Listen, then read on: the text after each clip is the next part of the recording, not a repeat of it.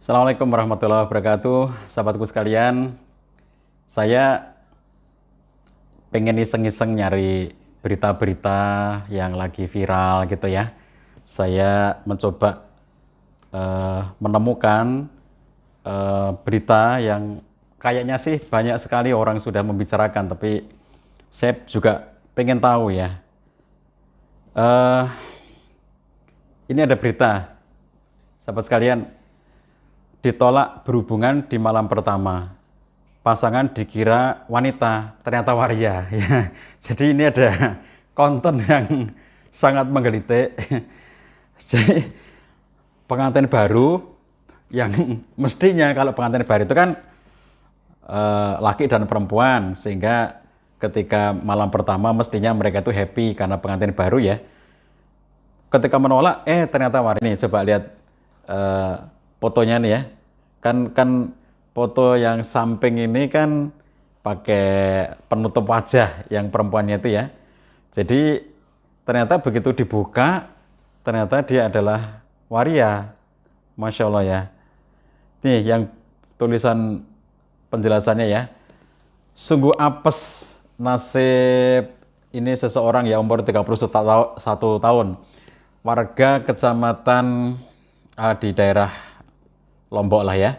Ternyata pasangan yang dinikahinya yang umurnya 25 tahun itu seorang waria. Coba, ini kalau kita lihat menikah dengan seorang waria, menjadi pertanyaan sangat penting ya bagi kita semuanya, menggelitik gitu. Kok bisa menikah dengan waria? Ini kan dari mana mereka berinteraksi dulunya, bagaimana mereka berproses, bagaimana mereka bertemu, kok nggak ngerti gitu loh. Itu sesuatu yang sangat unik ya, dan sampai levelnya itu diterima. Kalau menikah resmi kan berarti diterima oleh keluarga kedua-duanya. Si keluarga yang taruhlah ini laki, lalu kemudian ini dianggap perempuan, kan keluarga yang satunya juga harus tahu dong, karena ada wali dari pihak perempuan. Dan bagaimana itu bisa terjadi pernikahan, ini sungguh sesuatu yang sangat menggelitik memang ya. Seorang laki-laki berperilaku seperti perempuan yang berasal ya masih di daerah sana juga sih. Jadi ceritanya dilaporkan ke polsek lokal, tapi polsek itu melimpahkan ke Polres untuk menghindari keributan, kata saksi ya. Pasangan laki-laki yang pura-pura jadi perempuan ini tidak pernah mau melepas nikab. Ini, tutup wajah ya. Dan selalu mencari alasan agar tidak dibuka, hanya ingin menikah dan cukup ta'aruf saja tambahnya. Jadi seakan-akan memang ini seperti sangat syar'i gitu ya. Jadi kan banyak nih fenomena hijrah di zaman sekarang nih. Sahabat-sahabat muda hijrah, tidak mau pacaran segala macam kan. Tapi kemudian tidak dinyana kalau memang bisa jadi si laki-laki ini juga berpikir, ini perempuan yang berhijrah, dia pakai tutup wajah, tidak mau kelihatan oleh orang lain gitu ya. Sehingga ya mungkin memang pikirannya itu positif-positif saja awalnya. Disuruh buka nggak mau ya. Kisah cinta mereka berawal dari berkenalan di media sosial. Awalnya pengantin baru ini berkenalan lewat media sosial. Dari perkenalan itu timbul rasa cinta, muncullah benih cinta. Akhirnya kemudian sepakat untuk melakukan perkawinan pada 2 Juni 2020 pagi. Dengan disaksikan oleh tokoh masyarakat, dan perkawinan tersebut sah secara agama, kata Kepala Subbagian Humas Polres Lombok Barat, Ibtu Ketut Sundiarsa. Luar biasa ya, gimana dikatakan sah secara agama. Jadi ini peristiwa yang sungguh sangat aneh bagi kita semuanya. Jadi kan mestinya ada penelitian tuh yang dilakukan oleh petugas KUA, dan jelas ada saksi ya yang menyaksikan. Jadi kenapa dalam Islam itu ada saksi? Nah, itu menjadi penting untuk kita lihat dalam konteks kasus ini. Saksi itu bukan saja menyaksikan bahwa mereka itu menikah, tapi saksi ini menyatakan bahwa ini laki-laki, ini perempuan, karena harus mengerti. Makanya saksi dari kedua belah pihak itu, saksi dari pihak laki-laki yang mana, saksi dari pihak perempuan yang mana, ini harus ada. Itu bukan saja menyaksikan adanya pernikahan, tapi juga menyaksikan bahwa aku menyaksikan loh. Artinya ngerti ya bahwa dia itu laki-laki, yang ini perempuan. Kalau tetangga sekian lama berinteraksi atau keluarga, kan masa tidak tahu gitu. Ini memang Masya Allah ya, peristiwa mungkin kalau pada sekalangan ustadz-ustadz di zaman sekarang akan mengatakan inilah fenomena akhir zaman ya, pengantin akhir zaman gitu ya. Tapi hal yang sangat penting untuk kita catat, sahabatku sekalian, adalah dari mana ketemunya? Dari medsos tuh ya. Jadi catatan pentingnya nih, dari medsos. Jadi kalau saya membuat pembahasan terkait dengan mencari jodoh, kalau sahabat lihat beberapa postingan saya tentang mencari jodoh itu, saya membuat postingan tentang mencari jodoh itu detail seperti misalnya saya mengatakan, pastikan bahwa jodoh Anda itu manusia. Itu kesannya kayak saya bergurau gitu ya. Saya tidak bergurau. Anda harus mencari yang benar-benar manusia. Anda jangan menikah dengan yang bukan berjenis manusia. Ada nggak yang tidak berjenis manusia? Ada, karena fiktif. Jadi kayak medsos itu ternyata akun fiktif lah, berarti nggak ada orangnya kan? Jadi kalau Anda mencari jodoh ya benar-benar ada orangnya. Kalau medsos ya benar-benar itu orang. Itu pertama. Yang kedua, bahwa dia itu pasangan jenis Anda.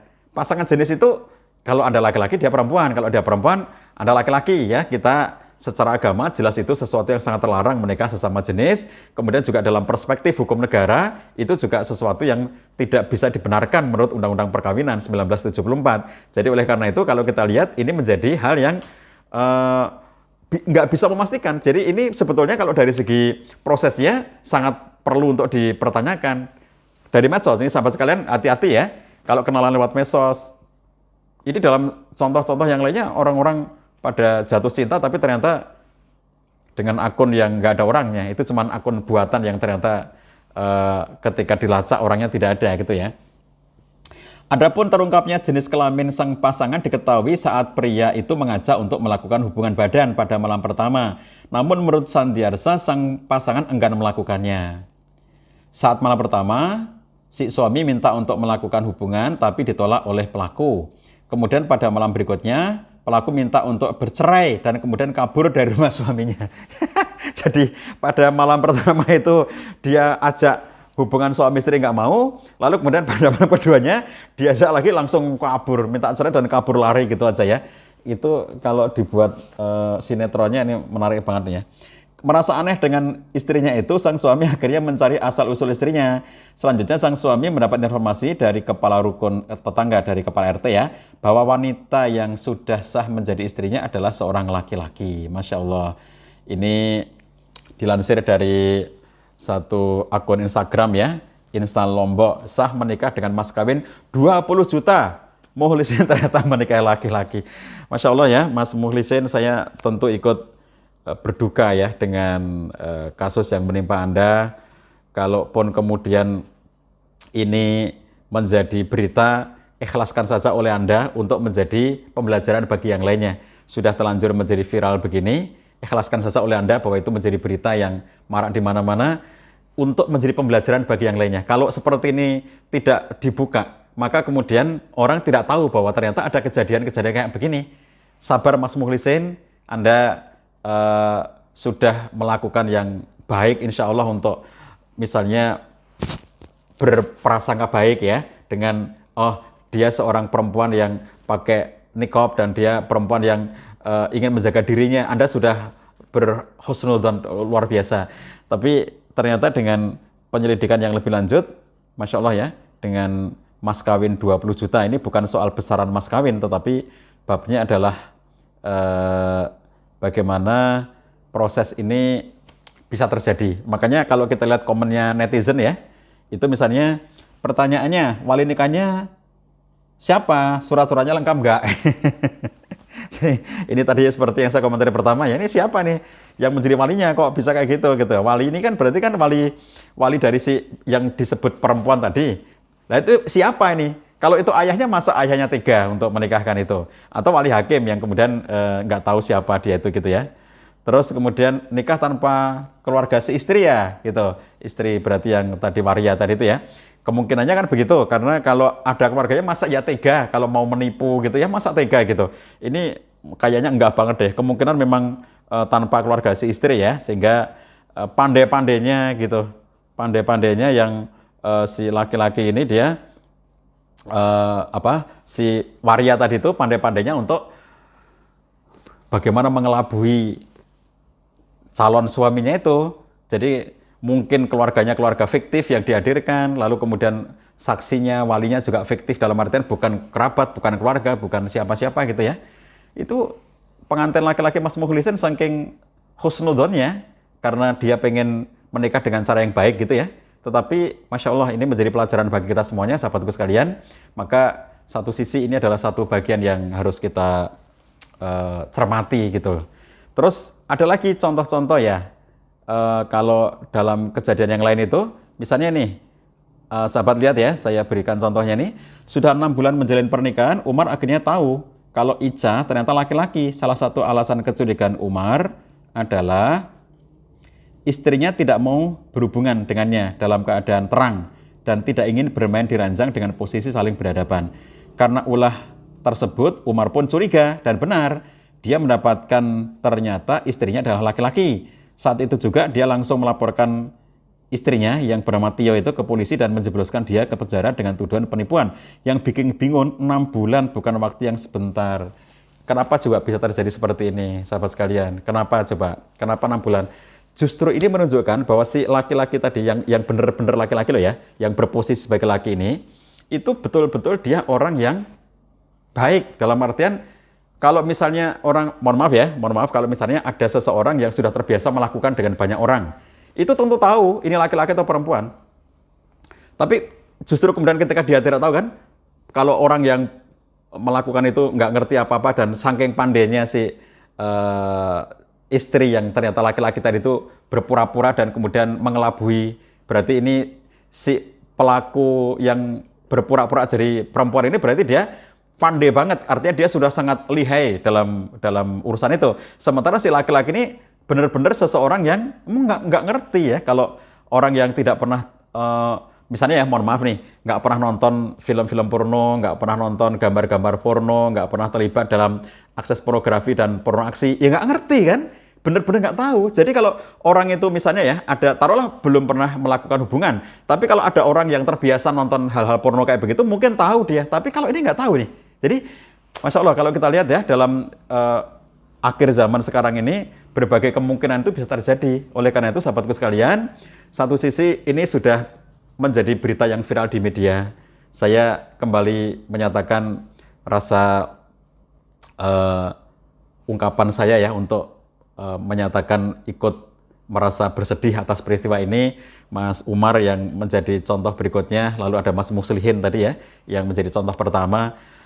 Kalaupun Anda sedang menjadi pembicaraan, sudahlah ikhlaskan, itu bagian dari pembelajaran, karena ketika itu kemudian menjadi pembelajaran sangat luas, maka menjadi orang berhati-hati. Nah, ini pelajaran bagi Anda semuanya, sahabatku sekalian yang sedang berproses mencari jodoh, jangan cepat-cepat untuk memutuskan itu semata-mata dari medsos, oke? Jadi kalau dari medsos, yakin dulu, ketemu dulu, terus ada saksinya, Anda ketemu dengan keluarganya atau teman-teman dekatnya bahwa dia itu menyaksikan ini laki-laki, ini perempuan, jelas gitu ya.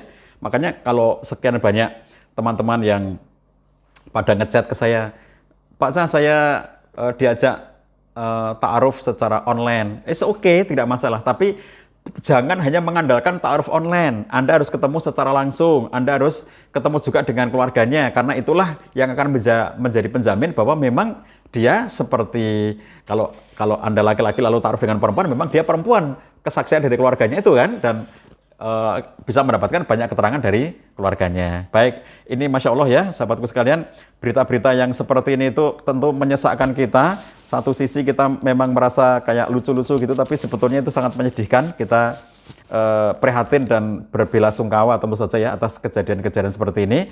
Jangan terjadi lagi, oke? Intinya adalah hati-hati, oke? Hati-hati ketika melakukan proses ta'aruf, harus dipastikan bahwa memang itu sesuai dengan konteks yang dibenarkan oleh agama dan hukum negara ya. Teman-teman sekalian, jangan terulang lagi peristiwa seperti ini. Assalamualaikum warahmatullahi wabarakatuh.